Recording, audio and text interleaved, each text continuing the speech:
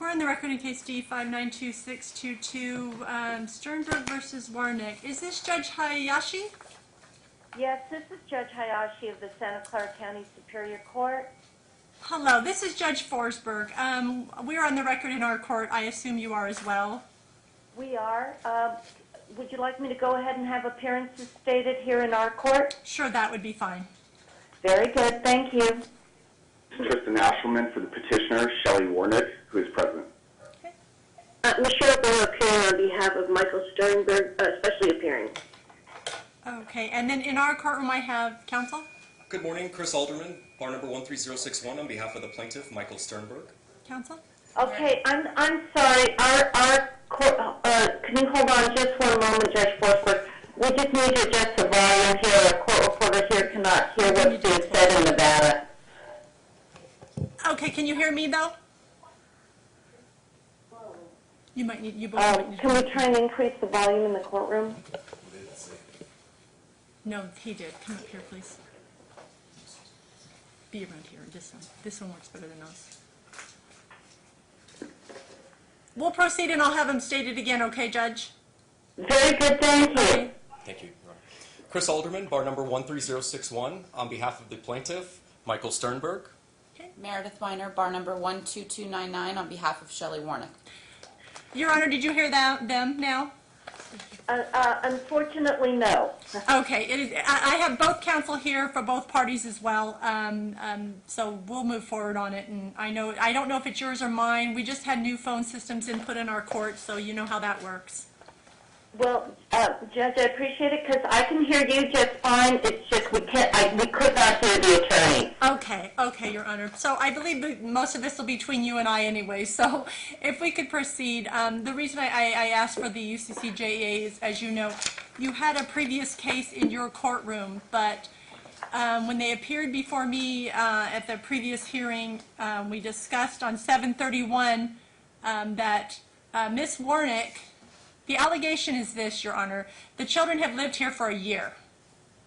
And according to Mom's statement, she rented an apartment and she admits she even registered to vote here for a year.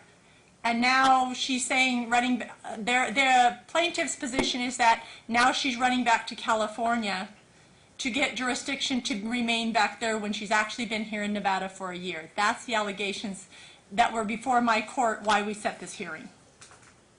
I understand, and I've been provided with a supplemental declaration by petitioner and her counsel, and it did appear to the court that throughout this time, at least based on her declaration, she's contending that she's maintained a home in California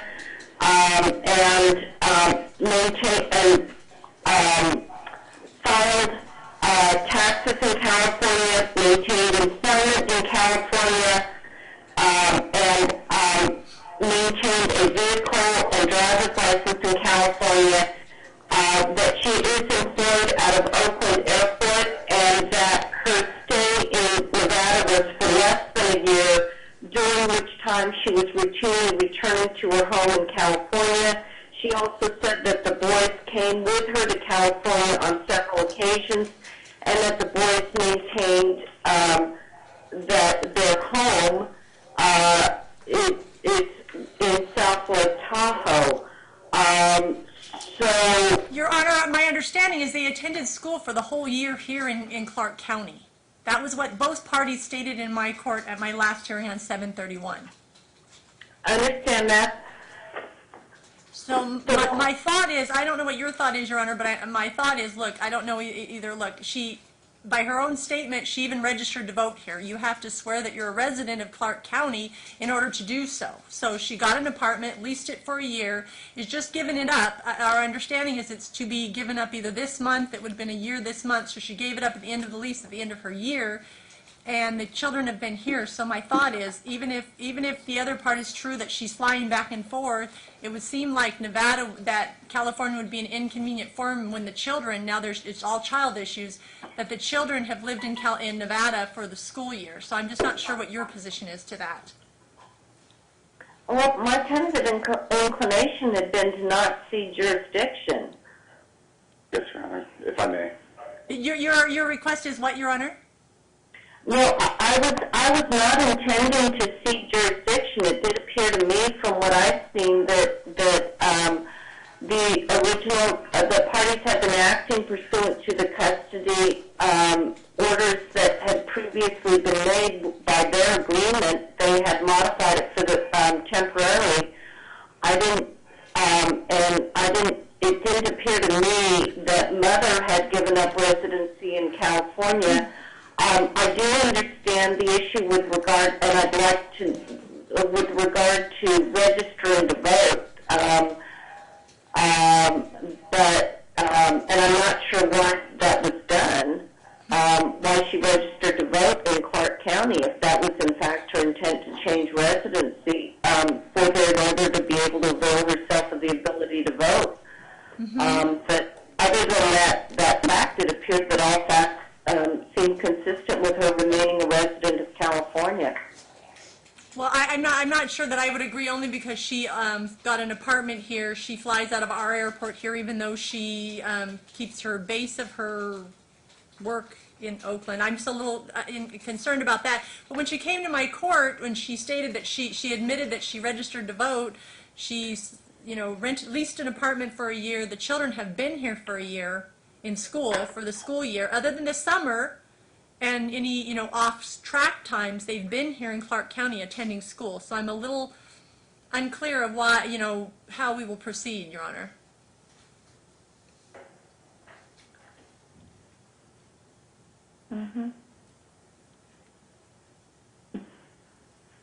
Well, frankly, I've never run into a situation where the two judges can't agree with regard to where jurisdiction is appropriate.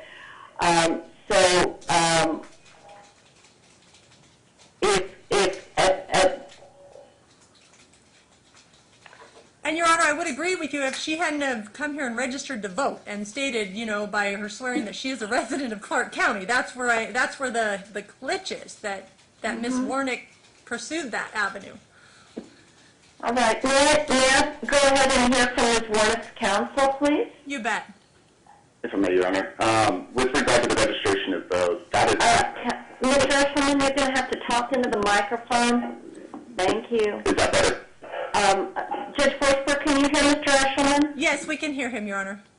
Thank you. So with respect to Ms. Warnick registering to vote in Nevada, that is accurate. First, I reviewed the requirements for registering to vote, and it does ask the question, are you a resident of Nevada, or have you been a resident of Nevada for the past 30 days, and not counting for 10 days? But the problem with that question is it presupposes that you can't have multiple residences under the UCCJEA. In very marriage and marriage, you are permitted to have two residences. The question is whether she was no longer a resident of California, and that was not the case. She maintained a home here. She continued to travel here when she wasn't visiting the children. She was employed here. She filed property tax or paid property taxes here and filed her taxes here, among other things. So she remained a resident of California. While she did run an apartment in very marriage of Mary, the husband or the father lived in Pakistan predominantly for 3 years, and the court still determined that he had not given up his residency in California and that California should maintain jurisdiction. So the fact that she did register to vote in Nevada is really moot. And also, it's about where she presently resides. And I don't think it can be disputed that she presently resides in California, and present residence is based on at the time that the determination of UCCJEA is being made, which is right now. Your Honor, can we ask him a question, please? Did she get a driver's license in Clark County, Nevada? No, she did not. Okay, then so she went online and so she had to take affirmative. See, my question was, did she inadvertently register to vote while she was getting a driver's license? But it sounded like she intentionally sought to declare Nevada as her residency by declaring herself a resident here to vote. Even if that were the case, she doesn't presently reside in Nevada, and what matters is that she presently resides in California while this determination is being made. counsel, my question for the judge, look, Your Honor, this is the other thing. You can't, like, move out of there for a year and then, run back there would be my question, because now do we have a question of inconvenient form for the children, because the children were here for a year going to school. That's the other question, Your Honor. So I guess that's the other question you and I have to determine. Because I don't think that either court, either state would want people to move out, and then the minute somebody's going to file an action, they run back to their old state, even though they've been here for a year. That's my question. Oh, I agree with you 100%. It's just not a question, it's not a situation where I see that somebody ran back to Santa Clara County, or for that matter to California, because she's not in Santa Clara County. But it's not a situation where I see somebody running back to California if they maintained a home here, continued to maintain employment here, continued to, I mean, other than the fact that she registered to vote and kept a temporary home so that she could be closer to the children, which is entirely understandable while they were attending school. It's not unusual, frankly, that we have people that do maintain two homes. Understand, Your Honor. Understand, Your Honor. As you can see, my only concern was most importantly was her registering to vote. I mean, you're declaring where you're going usually, where you're going. I understand, and I just don't, this is not a situation where I think that somebody departed the state of California and severed the ties of residence, employment, driver's registration. This did appear to be more akin to somebody establishing a temporary second home. Okay, then I'm willing to succeed to you, Judge Hayashi. I was just wanting us to explore it because, look, that was when Ms. Warnick states that she declared herself as a resident here by doing the voter registration. That's where we got, a little sideways on it, as you can imagine. Absolutely, and I do understand that and appreciate that you set up this opportunity for us to hear from everybody at the same time. Thank you. So but on that side, they're saying that she's still paying her taxes in California, and still we don't have state income tax, so it wouldn't be an issue here. So Correct, and we have yes, the representation's been made to me that she's been paying both state property tax and state income tax here in California. And given her employment, it would be in California. I would assume that as a California employer, she's being withheld income taxes here in California. okay, then I believe under that basis, the only right I would have to establish jurisdiction in Nevada would be whether it was an inconvenient form because the children have attended school here. And if you're not willing to succeed to see the jurisdiction, then I will let it remain in California. Your Honor, can I address this? I do have plaintiff on my side would like to address it as well, like you had the Ms. Warnick, Mr. Sternberg, Absolutely. attorney would like to address it as well. Go ahead, but you got to talk really close to that. Thank you. Can you hear me, Your Honor? Yes, Thank you. Sorry, I'm trying to get as close as I can here. I think... Counsel, in Nevada, may I ask that you restate your name, please? Yes, absolutely. My name is Chris Alderman. I'm the attorney for Michael Sternberg. Thank you. Thank you. So I think first and foremost, I think we're forgetting a few key facts here. First of all, there was a temporary order issued in California. There was no final order. So to sit there and say that there was a final order that the parties subsequently agreed to make a temporary change to is not accurate. They went to a mediation, entered a temporary order, which got filed. There's never been an evidentiary hearing or anything in that court. Less than a year later, the parties, through counsel, stipulated to dismiss that case. The pleading was drafted. That was not filed through the fault of counsel, but the party's intent was to dismiss that California case over 4 years ago. Okay? So then we fast forward to now.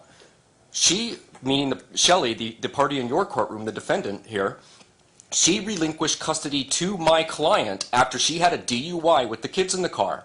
He didn't ask for custody of those kids. She voluntarily gave the kids up knowing that they would be in Nevada for 1 year. He's had primary physical custody of the children for 1 entire year where they've been in school. He's been open with communications, she's had visitations, and I think we need to give more credence to the fact that she did have an apartment here, she did register to vote. Now I understand you can own property in California. Counsel, I need to, this is Judge Hayashi. I need to point out that there was a judgment entered here in Santa Clara County on October 4th, 2012. The judgment was not only a judgment to parentage, but it also was a judgment with regard to custody and visitation.